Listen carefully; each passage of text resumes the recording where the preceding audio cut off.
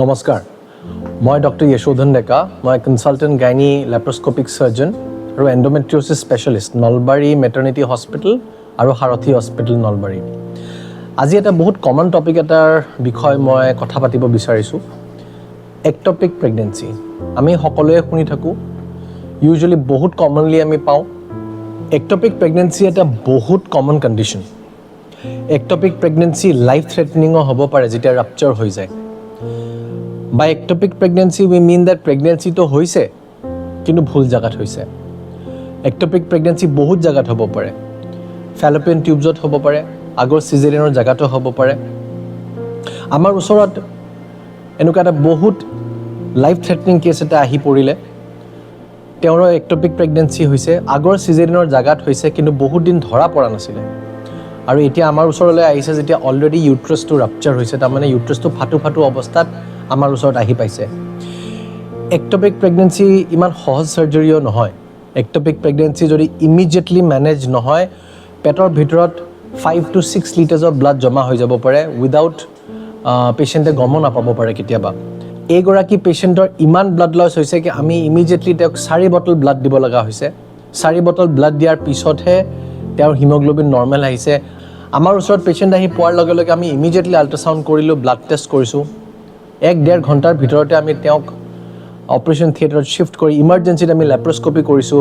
আৰু আমি এটা লাইফ এটা ৰক্ষা কৰিবলৈ আমি সফল হৈছো আৰু আজি তেওঁ একদম সুস্থ হৈ ঘৰত উভতি যাবলৈ ৰেডি হৈ গৈছে আহক আমি পেশেন্টৰ এক্সপেৰিয়েন্স নিজে শুনো ধন্যবাদ নমস্কাৰ মই নমাতিৰ পৰা আহিছো মোৰ অসহ্য পেটৰ বিষ হৈছিল তাৰপিছত মই সাৰথী হস্পিটেলত থকা পিয়ছদন ডেকা ছাৰক দেখাব আহিলোঁ ছাৰে মোক আল্ট্ৰাচাউণ্ড কৰিলে তাৰপিছত আল্ট্ৰাচাউণ্ডত গম পালে যে মোৰ টিউবত কনচেপ্ট হৈছে কিন্তু মোৰ অসহ্য বিষ হোৱাত মোৰ মানে ব্লিডিং বহুত হৈ গৈছিল ছাৰে তাৎকালীনভাৱে মোক অতিত সোমাই দিয়ে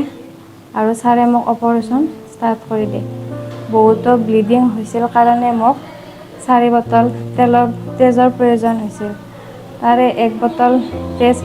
মোক ইয়াৰ ষ্টাফ এজনে দিছিল তাৰপিছত ইনচুডন ডেকা ছাৰে তেওঁ তাৎক্ষণিকভাৱে অপাৰেশ্যনটো কৰি মোক জীৱন দান দিয়ে তাৰপিছত মোক তাৰ পৰা উলিয়াই পেলাই আইচিইউত ৰখা হয় আইচিইউত মোক 12 ঘণ্টা সময় ৰখাৰ পিছত মোক নৰ্মেল ৱাৰ্ডত শিফট কৰে ইয়াতে থাকিবলৈ মোক ডাক্তৰনী নাৰ্ছ বাইদেউসকলে যিখিনি শুশ্ৰূষা কৰিছে সেইখিনি সঁচাই শলাগিবলগীয়া আৰু এওঁলোকে চাফ চিকুণৰ ক্ষেত্ৰত যিখিনি